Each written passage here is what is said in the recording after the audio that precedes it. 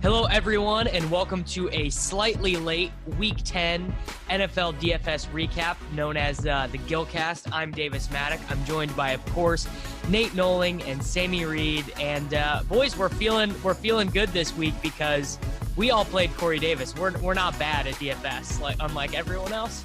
It feels good to be good, bro. It feels really good to be good. I couldn't believe how low his ownership was.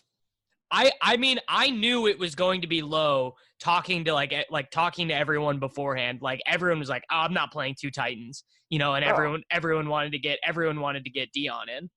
Bro, we knew it on the Swolecast. We threw Corey Davis out there, and Tuttle and no one wanted it, bro. They're like, nah, it's Stephon Gilmore. Yeah, okay, I can get the highest Whopper in the week. 4,500. Ooh. That's the thing, bro. Like people still, they like even smart people, even good DFS players will admit like defenses are overrated, yada yada, and they still go back to stuff like, oh well, he's going to be covered by Stephon Gilmore, you can't play him. Yeah, and instead he just dominated Gilmore. It's not like he ran good. Corey Davis dominated. He slayed it, like just crushed puss. It was great. Pretty good game from him. So let's get into it. So I had 142. I think I was the lowest of the three of us. Yeah, I ended up 147, and Nate, you were in the 150s, right? Yeah, I had 155. Nate, it's good to see you back on the horse. I'm really happy for you. The viewers, man, the listeners, they were worried about you, bro. I got word from corporate that we needed to take it easy on you. Oh, geez, it was a good week. I thought we were gonna find Nate in a ditch, just like in a pool of Red Bull and Diablo sauce, just like R.I.P. I mean, I had 100% Corey Davis, and so even in tournaments, it was a good week. I just couldn't believe how low he was. Well, let's lead off by talking about lineup construction, because I think there were really three main ways to build lineups this week, and it was really not clear what the best way was. Was this your hardest week in cash yet this year? For me, it was. I had no clue what I wanted to do until about an hour and a half before. Like normally when we do the Swolecast on Friday, I pretty much have my lineup, and I'll be debating a couple 2v2s or defenses or whatever. I outside of like, I knew I was going to play Dion. I knew I was going to play Corey Davis, and I was like 90% playing Fitzpatrick. Other than that, I was like, I had like no idea. I was the same. And so you could do it. You could go two cheap receivers and two high-priced running backs. You could go two of the lower-priced running backs and two higher-priced receivers, or you could go two cheap of each, and do Kelsey at tight end. And I really didn't think it was that clear which way was the right way to go. And I think we all approached this a little bit differently, but we ended up. I think our lineups were all pretty different this week in terms of how we approached it. So, Nate, you had the best line. Did we all have Fitzpatrick at quarterback?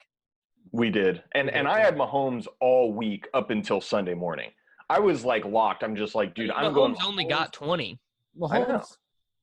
The thing about Mahomes, I was on Mahomes a lot too. It's just paying that much for quarterback is difficult. And actually, I'll be honest, one of the things that got me off of Mahomes a little bit was I was looking at some numbers over the past couple of weeks. Mahomes is throwing very different than he was earlier in the season. For the first 3 weeks of the season, he had 1,042 air yards on 93 attempts, for the highest in the league, 11.2 ADOT. Now, over the past 3 weeks, we're at 94 attempts and only 681 air yards. He's down to a 7.2 average depth of target. And Davis, I was going to ask you as a Chiefs fan. Makes sense, dude. The weather's getting colder. Like the line, I think, is banged up, so he's got a little bit less time back there. And also makes sense with all of the players they have on their offense to just kind of do a lot of quick hitting play. Like Mahomes has taken no hits, bro. Mahomes he's uber efficient. He's uber efficient. So he also was insane volume at the beginning of the year, where you knew he was going to chuck. It was like he was Fitz, but good. Like, yeah, they're using Ware a little bit more. They're doing a lot of those quick hit passes to like all of their secondary players like Demarcus Robinson, Marcus Kemp, Watkins. If he was healthy, I think actually would have had a really good game yesterday, just because they weren't really taking many shots. Well, here's the other thing is their opponents, right? The last couple weeks they've played Cleveland, Arizona, Denver, Cincy. Right. Before that, they played New England and Pittsburgh and the Chargers, teams that could keep up with them, teams that could go back and forth. And I think that they're officially in like what they're 9-1 now, 8-1. I don't have they had their bye week yet. No, it's they have this it week. next week. So they're 9-1. So Reed is already now going, well, we don't need to open everything up. We got to save some wrinkles for the playoffs. Yeah, I think that's and we're fine because the Patriots actually suck. So we're gonna get the number 1 seed in the AFC. Where's everyone? Where was everyone who every time the Patriots had a good game would be like, you said the Patriots were dead, bro. You don't know anything about football.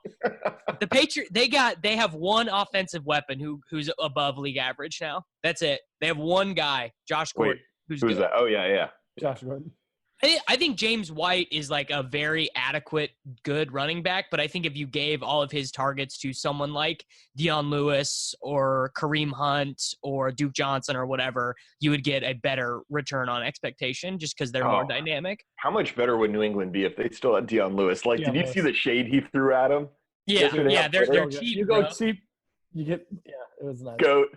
Absolutely. All right, so you went. So we all went Fitz. So, but I didn't know this. Did you guys know that Dirk Cutter took the play calling away from Todd Monken after the game? I knew it. Right. Yeah. So if I knew that, I would have played luck. I would have just played luck for sure. Yeah.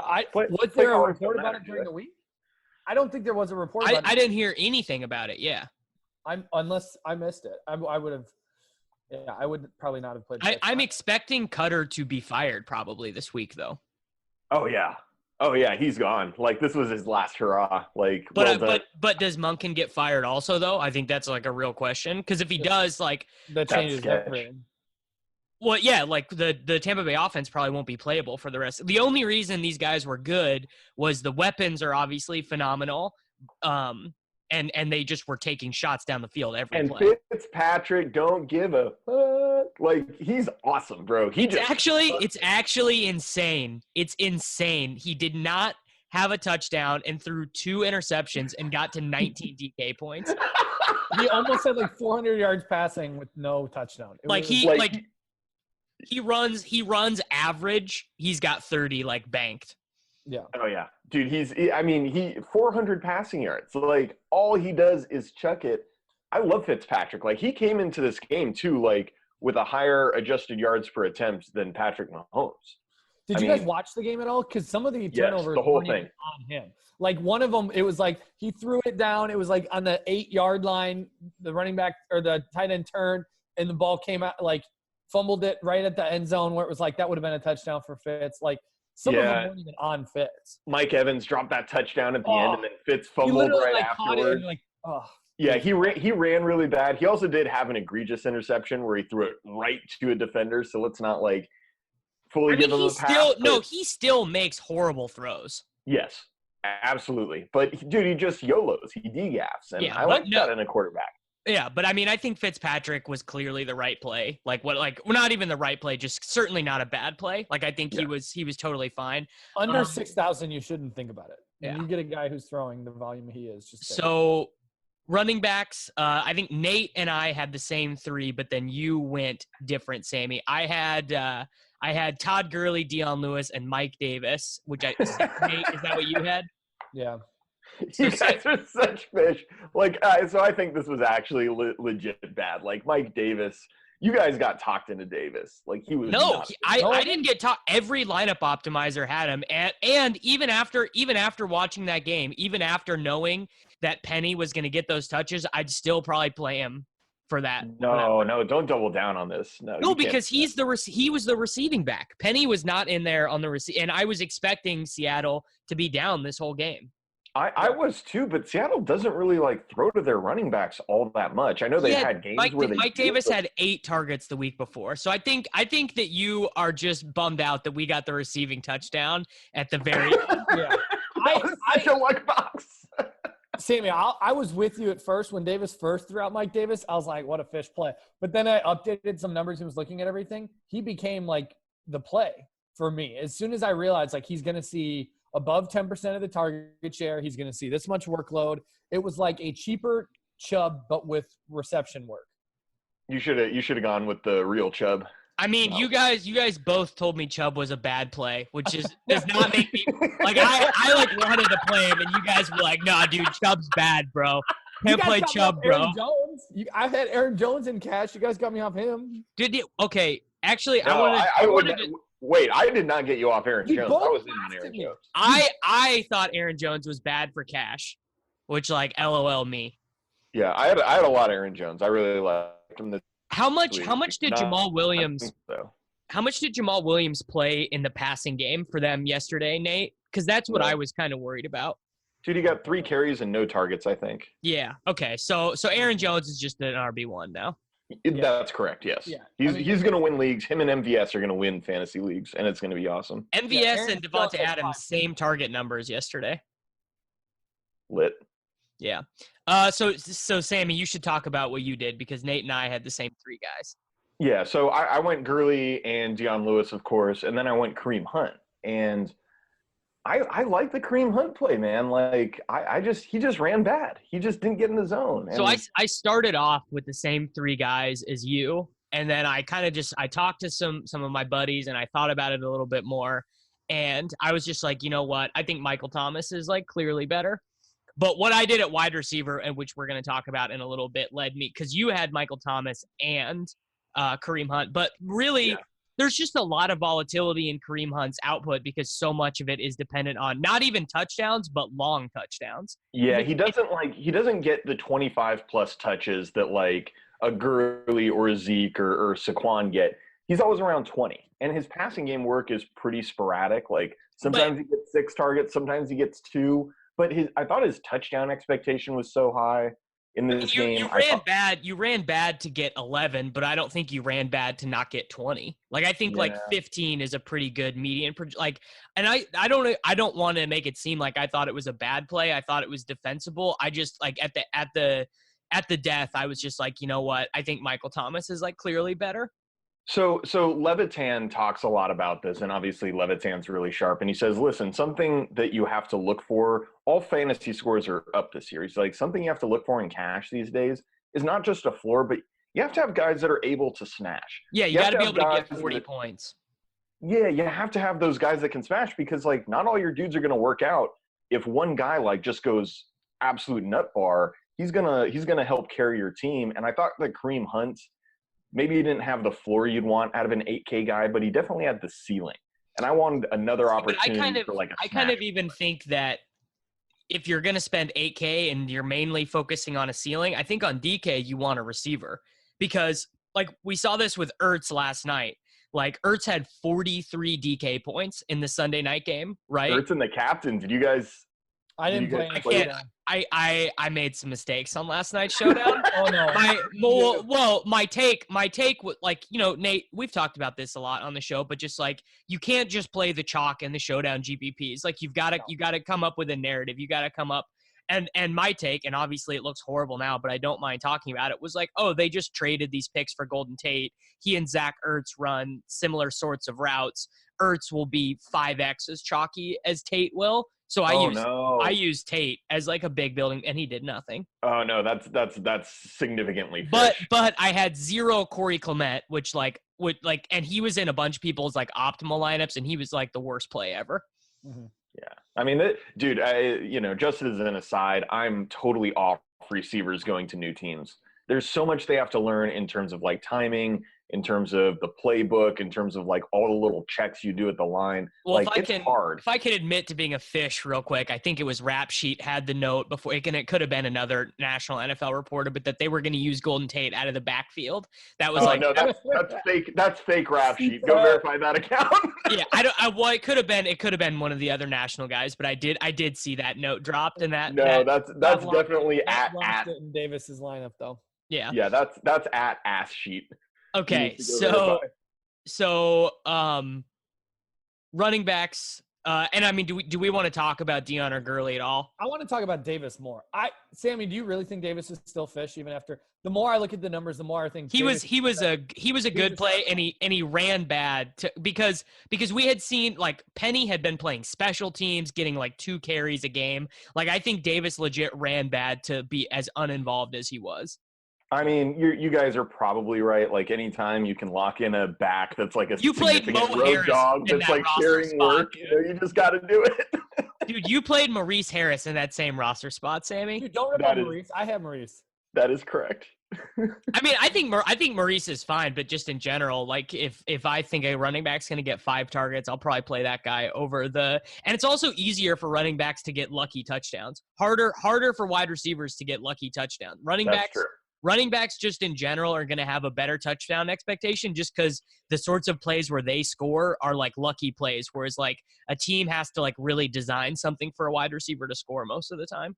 Yeah, super easy to get a PI in the end zone and the running back's on the one. Right. You just or like you're on the 8-yard line. Like Kareem Hunt could not do. Right. Or like you're on the 8-yard line and you run like a screen pass and like a defender trips and like boom, you're in the end zone. It's just harder. What did Ware end up getting more work than usual this game? Ware scavenged a touchdown, so that was pretty Ware just in general recently has been playing a bit more. I mean, Andy Reid never lines up on the goal line and runs the ball. He never does it. They always have some sort of like motion going some way, and they flip the ball this way. They do this. They run a little slip screen. They never just like line up on the 1-yard line and here you go. I mean, I'm telling you, dude, they are going a little bit more vanilla in these games because they are wanting to give less away. That's a real like, and maybe they're saving a bunch of this stuff for the Rams game. Spencer Ware got two, he had like 2 rushes and 1 target. Like it wasn't Hunt just ran bad. I think Hunt was a fine play. I think Hunt just ran bad, Sammy. Thank you, Nate. I think he ran bad too. I don't think you made a bad play.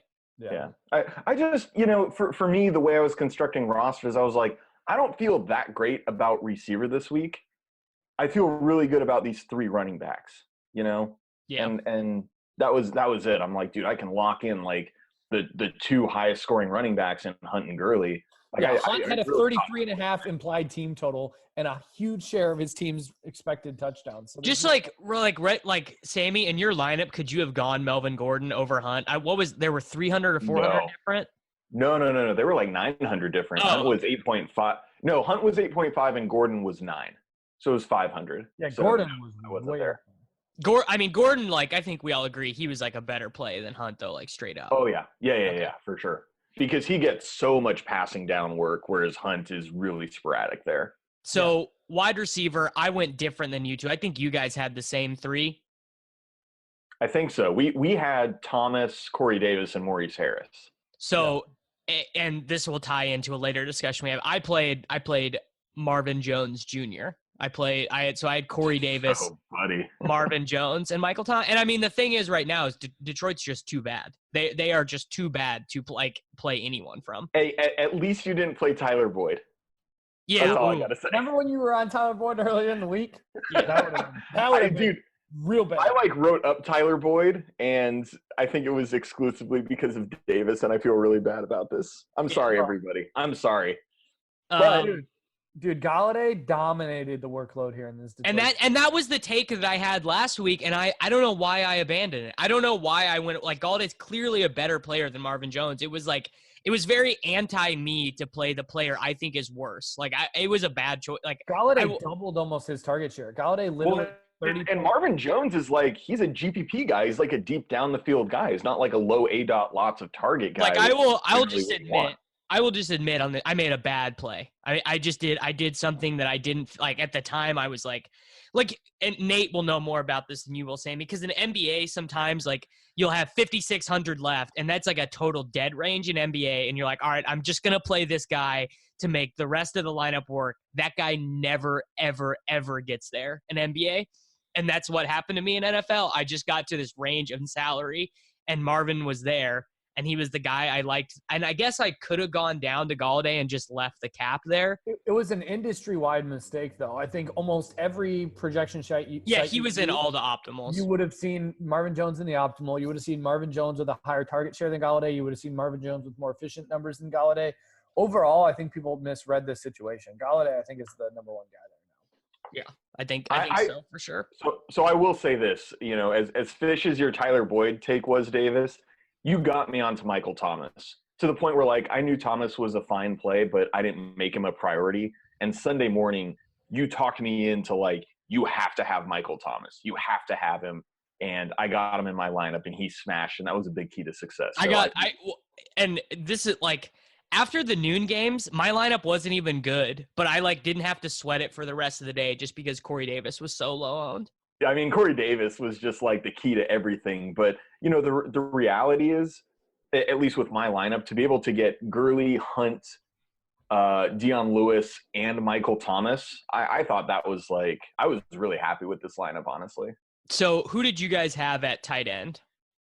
Well, I want to talk real quick about the Maurice Harris thing because I think that was an interesting – all day I was kind of like, oh, this is like thin. This is thin. We don't know if last week was – and I actually do agree. I think if I would have played him solely based on last week's whatever his crazy target game was, it would have been thin. But the reality is when you looked at the situation and you realize the Redskins legitimately had nobody. There was a tweet that was – I think it was like Levitan was like, they're without their outside wide receiver, their slot wide receiver, their pass-catching running back, their whole offensive line. It's like Maurice – like somebody's got to get the targets. And so I just thought – at 3,900, he was going to see targets. If Tampa had scored, his target expectation would have been high. Like I think Alex only had 178 passing yards. Like they just didn't have to throw.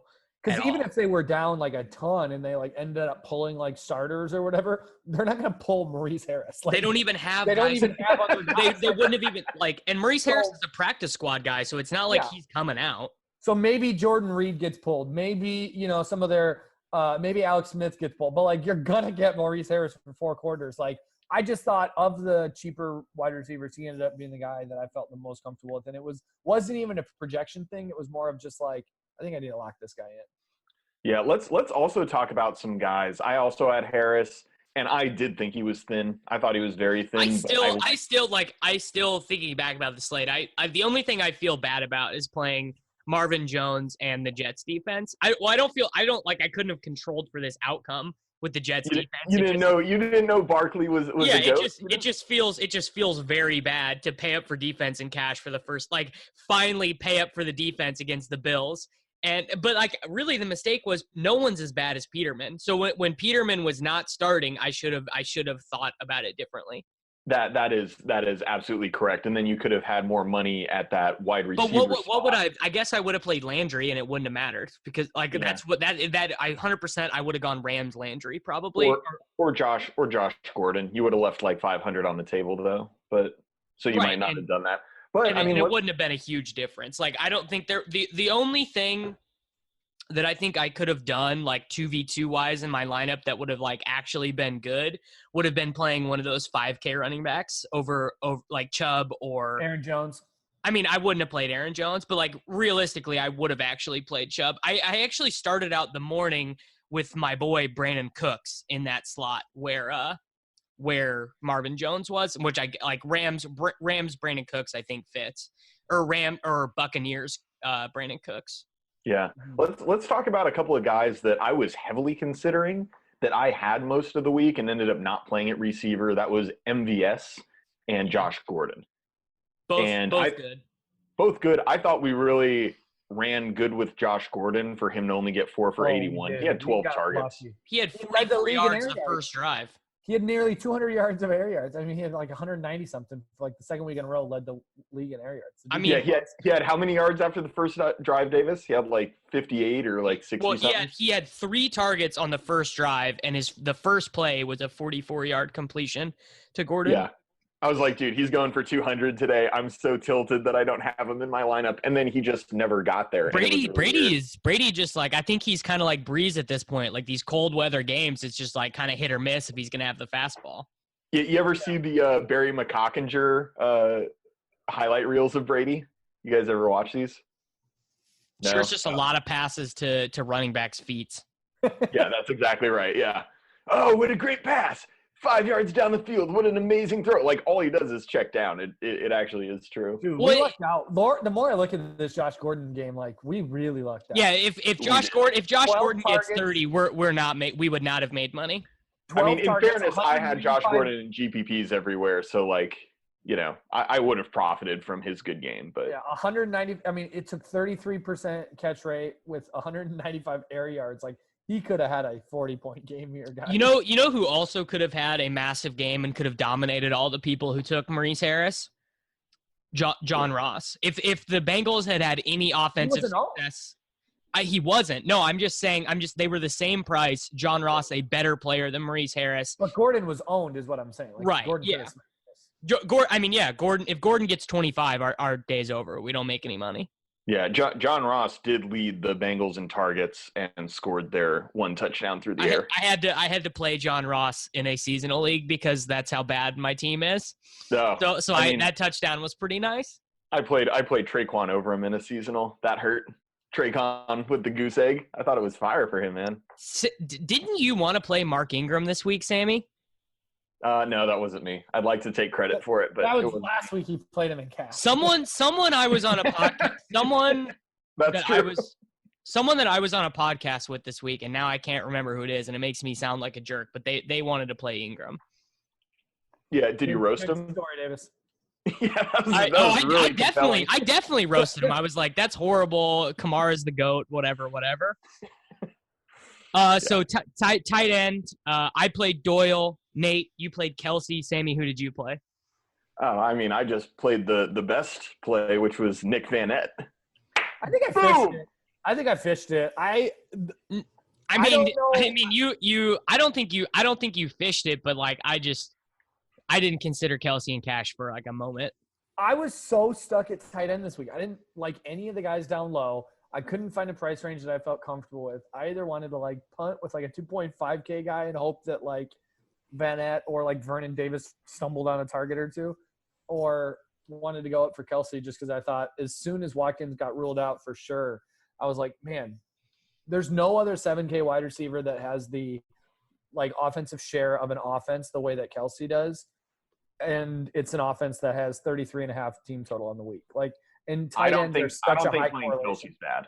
But I just feel bad, like, when you have a 7K tight end and you're watching all these other running backs. Tight end just, like, doesn't matter in cash games this year. I know. But that's the thing. Like, two tight ends matter. It's Ertz and Kelsey. And so if you have one of them and they smash while everybody else is goofing around with Vanette and Uzoma and like these, but they're like never owned though. So they like what? I just got, by the way, Sammy, I just got the notification that you signed in to the wrong one. So our time limit would have gotten limited on Zoom. We just got a free gift. This is an unlimited meeting, but for every week, Sammy, you of course fished it and are signed in on the wrong account. No, look at my name, Sam Reed. That's me. That's an old. It like, Sammy, I don't know what you do and like in your 55-year-old mind when you sign in on this, but once every 3 weeks when we do this, I get that notification that I'm like not on the right account. Maybe it's Soccer Dave's fault. I don't know. Yeah, it's certainly Soccer Dave's fault. Can we just shift the blame over to him? Because I think that's the proper thing to do in all situations. Anyways, how owned was Kelsey in cash, Nate? I'd have to open up draft. 8%, I'm guessing. It was like under 10%. Yeah, so it's like at the point in which the guy who's that expensive is not owned, I'm like never considering him, just because I think you have to make too many sacrifices elsewhere. So like. And even paying up for Doyle, I think by me, I mean, I don't know if it was bad, but like the Colts had 4 touchdowns, 2 tight ends. None of them went to Jack Doyle, which is I think you ran bad. I think you ran bad with Doyle. I thought Doyle was, if you found salary in that range, he was way better than the other. I thought he was I thought he was clearly the play. I thought it was Doyle for his money, and then kind of everyone else. Okay, yeah, I think you ran bad. Kelsey ran bad too. Kelsey had the lowest Whopper on the year, except for a week, other than week 7. Well, yeah, I mean, you would expect that for when his team is a 17.5 point home favorite. I think. No, weighted opportunity rating is the percentage of team everything. So whether or not. Yeah, but he's saying they would throw less because they're way ahead. I'm saying they'll throw less, and I'm saying. Also, you got to think throw less. The overall share of the offense will be less, though. That's why you use stats like Whopper versus just raw numbers. Well, that's not the point I'm trying to make. The point I'm trying to make is that Kelsey is like a really high value player, but he also, the type of catches and targets that he gets are like really high volatility in terms of like they can cause injury, they can turn into turnovers because he's in the middle of the field. So in a non-competitive game, they're going to be less likely to use Kelce. We've seen this with the Patriots and Gronk for what feels like 20 years now. Yeah. He had 7 targets with a 3.29 ADOT. I mean, he was basically a glorified running back. A glorified right tackle. Yeah, that was brutal. Getting into his Gronk phase. I like it. How many targets did Vanek get, Sammy? Oh, that's a hard deuce right there. He got 2 targets. 2 targets for 1 touchdown. Wow. Dude, he got the touchdown on the first drive, and I was like, dude, I'm running like God today. It's fire. Like, that was definitely – I mean, so here's the thing. I think that once you're going cheap tight end, they're all kind of the same. Like, you're just it's like you get a touchdown or they're bad. Yeah, you're just rolling dice. I thought that that game could potentially shoot out. It did. I thought that Seattle would have to throw a bunch. They did. I'm like, dude, I can get 5 targets from Van Nett. He'll get like 3 for, 40 or whatever. It'll be fine. He ended up catching one ball on the first drive, got a touchdown. That was it, but that was enough. So, yeah, I ran good with him to get 7.8, but, it wasn't like I didn't care. He was 2.7. Like, who cares?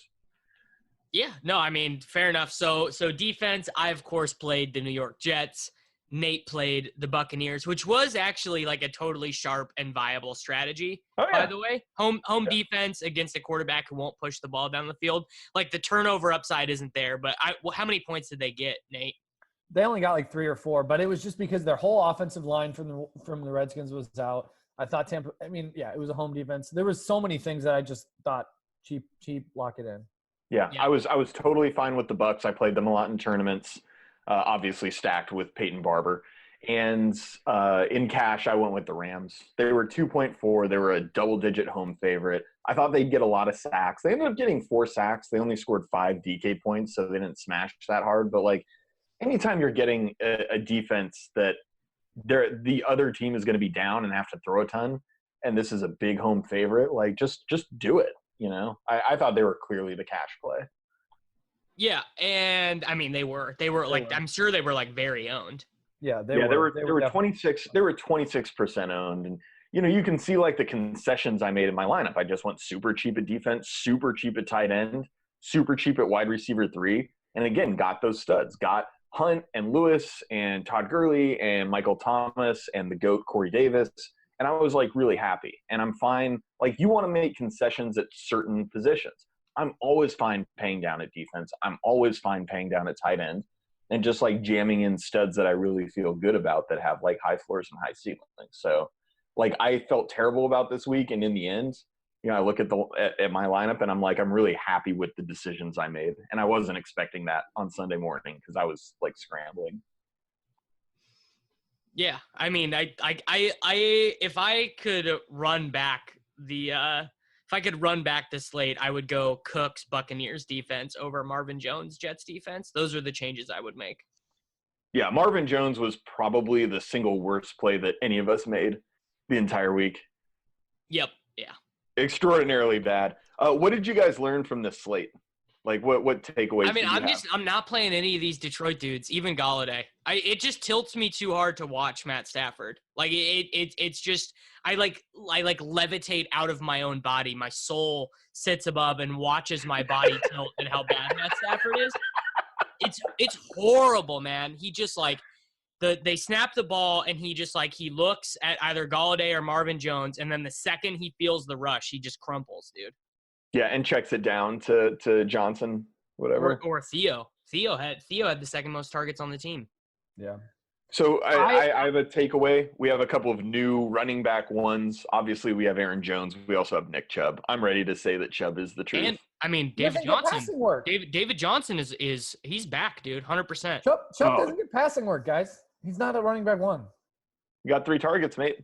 Yeah, I'm more with Nate here. He doesn't get passing work. I understand. Would you play Jay Ajayi? Would you play Matt Breida? No, he doesn't get passing work. He had a couple of long rushes that went his way, but this is rushes that went his way. He broke a 95-yard 92-yard run. Nate, and he got a screen at the goal line. And he got a screen at the goal line and put it in the zone. Like, he was good. No, Nate, you're right. But my actual biggest takeaway is that next week, and people are going to play him and be disappointed. My biggest takeaway. I mean, we can look at the salaries right now. My biggest takeaway is that David Johnson is back to like jam him in status. Oh, dude, I am so excited about that. Like, I love David Johnson so much. It was so great. Of all the members of this podcast, I think one of us is certainly the largest possible fan of David Johnson.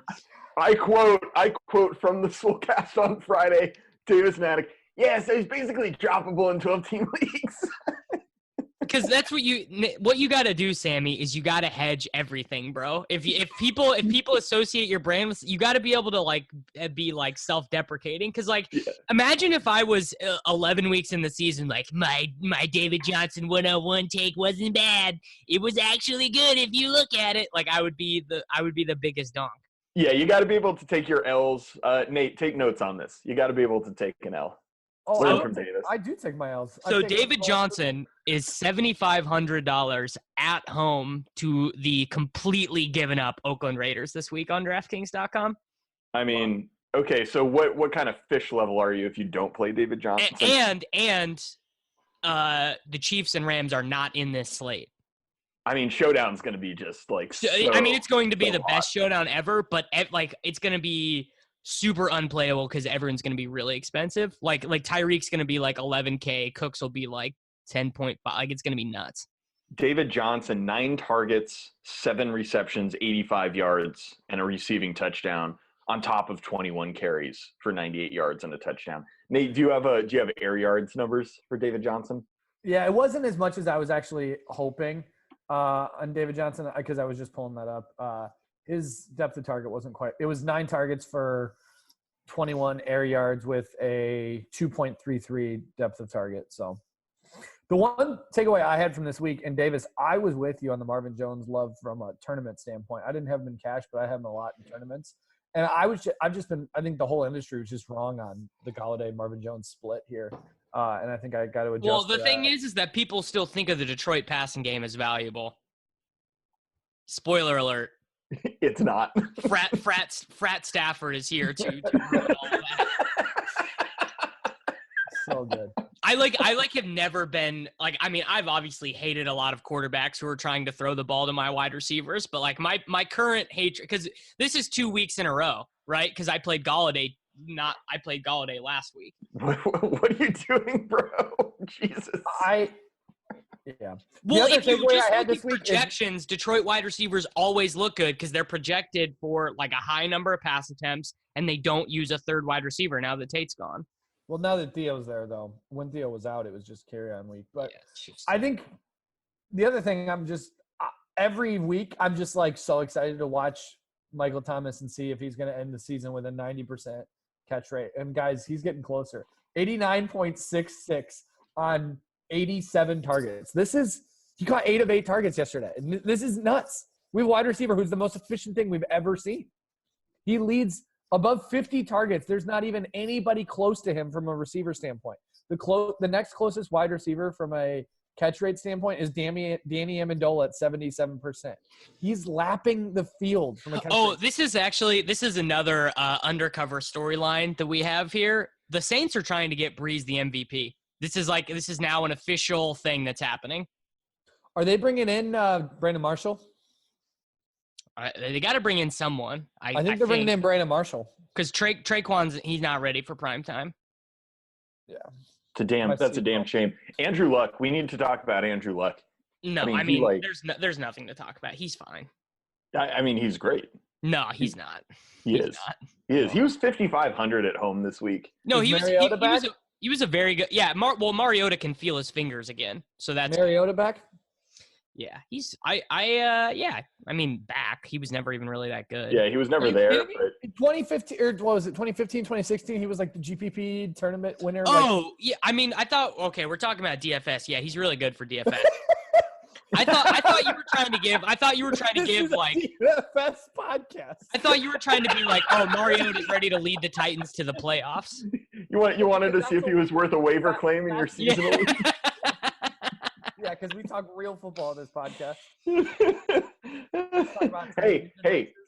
Hey, Davis. Underrated storyline, it's going to be Josh Reynolds season again. Oh, except all my fab is gone in all my seasonal leagues from the first time I put all my fab on him, and then I had to cut him.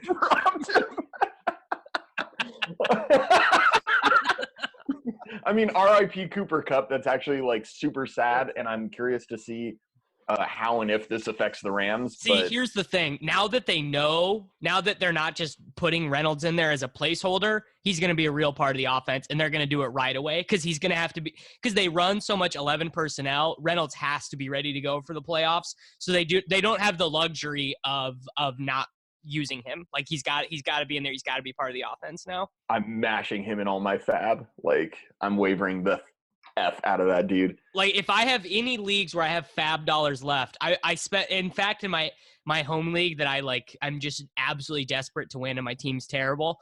I bid $15 a fab on him the first time. Had to cut him this last week to pick up. What was the next closest bid?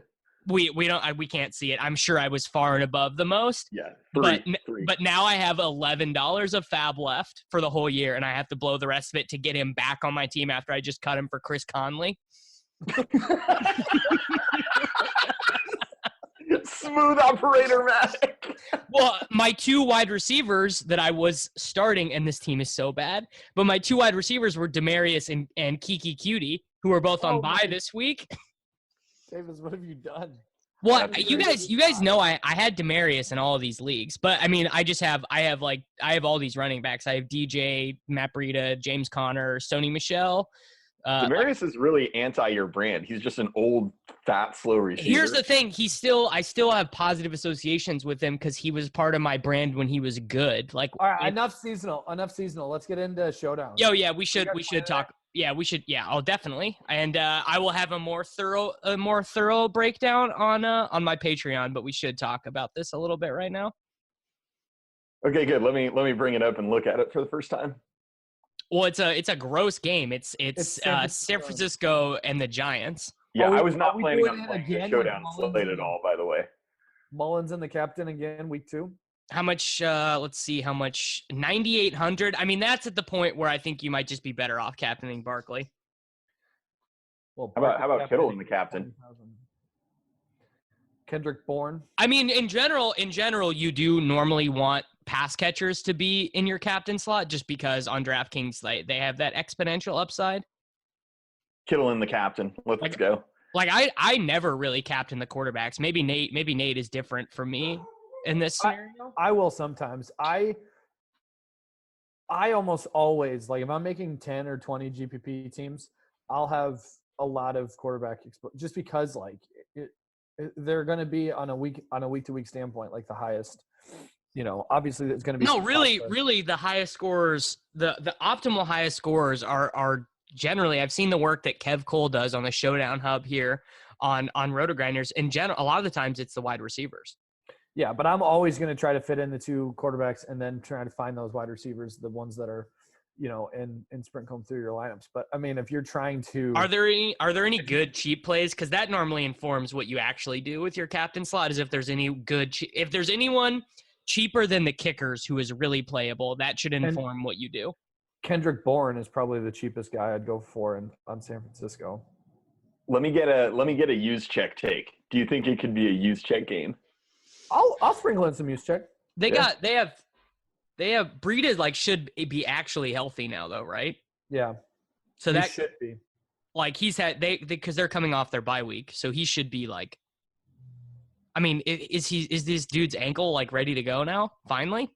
I mean, he's like one step away from an amputation. Honestly, he goes down in the second quarter in every single game.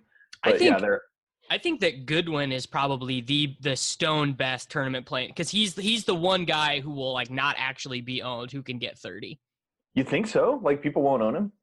No, I think people will. So the chalk in this slate is going to be Barkley, Mullins, Beckham, Breida, Ingram will be chalk. Both of the kickers will be used a lot. I think the 49ers defense will be used a lot. People hate Eli. And then in terms of cheap guys, yeah, it will be Bourne and then probably some sprinkles of – no, there's not even any good cheap tight ends to sprinkle in there. Yeah, I mean, you guys hate playing kickers in any sort of showdown. No, I have talked to Drew about this, and it's really, you got to project how many receptions there are going to be in the game, and if it's going to be a kind of lower pace game, or if the teams are not like short passing offenses, the kickers are way better. Yeah. Yeah, I don't have the game theory on that the way that some people who've been crushing Showdown this year do, but This to me, by the way, seems like a game where at least Gould and probably Rosas as well are like very good plays. Probably not both of them, but you probably want one of like I'll probably just go like 100% Gold, honestly. Well, I mean, that's not only sharp, but it's also on brand. yeah, that's Solid Gold. Solid my boy. Gold. All right, boys. if Cairo is playing in this game, I mean, it would if Cairo on the Rams was on a showdown slate, like that's a print fest. All right, boys, that's going to do it for us here at the Gillcast. Hopefully this does not find your podcatchers too late.